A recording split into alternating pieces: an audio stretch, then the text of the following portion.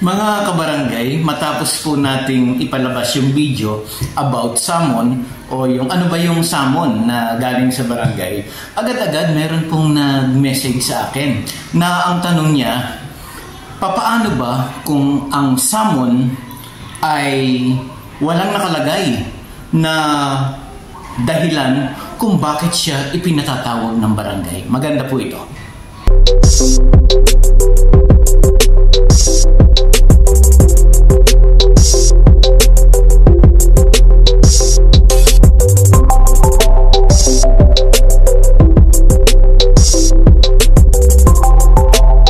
Magandang araw mga kabarangay, kumusta na po kayo? Pag-isipan ko po na gawin ang video ito para sagutin yung isang subscriber natin na napakaganda ng tanong. Paano nga ba kung walang nakalagay na dahilan kung bakit siya sinamon ng barangay? Nabanggit ko po dun sa video natin tungkol sa summon na ang summon ay nakalagay sa KP Form number 9. At yung attachment nun, yung KP Form number 7, na andun yung dahilan kung bakit siya ipinapatawag ng barangay. Ngayon, ganito po.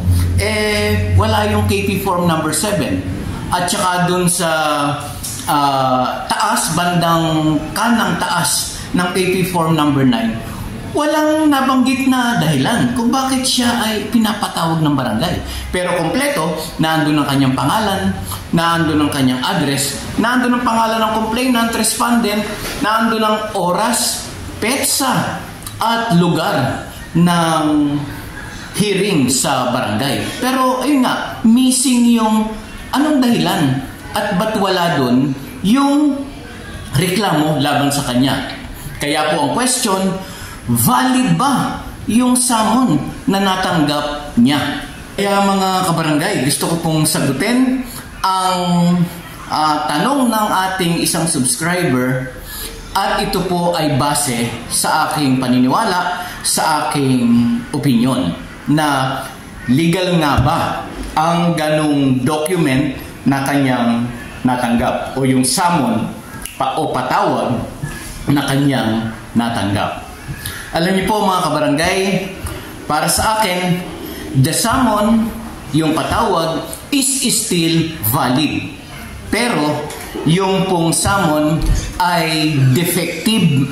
Meron pong depekto. Yung dokumento, yung patawag na ibinigay sa kanya. Pero, mga kabarangay, ako po'y naniniwala that the summon is still valid.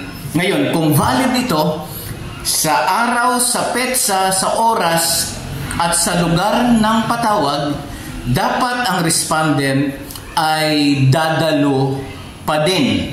Okay po? At pag siya ay tumalo sa barangay, yung unang paghaharap sa mediation sa harap ni Kapitan, kailangan po i-raise niya yung issue, i-cure dapat yung defective summon na kanyang natanggap. Doon pa lang linawin niya bakit yung summon ay kulang-kulang. Okay? At doon po, malalaman niya kung ano yung sagot ng barangay. Maaaring dahil busy ang tanggapan ng punong barangay, hindi lamang na isama yung KP Form number 7 o hindi na ilista yung reklamo. Pero ang pangit tingnan, ano po, kung ikaw respondent, magdadalawang isip ka talaga kung pupunta ba ako doon sa patawag ng barangay samantalang hindi ko alam ang dahilan ng aking patawag.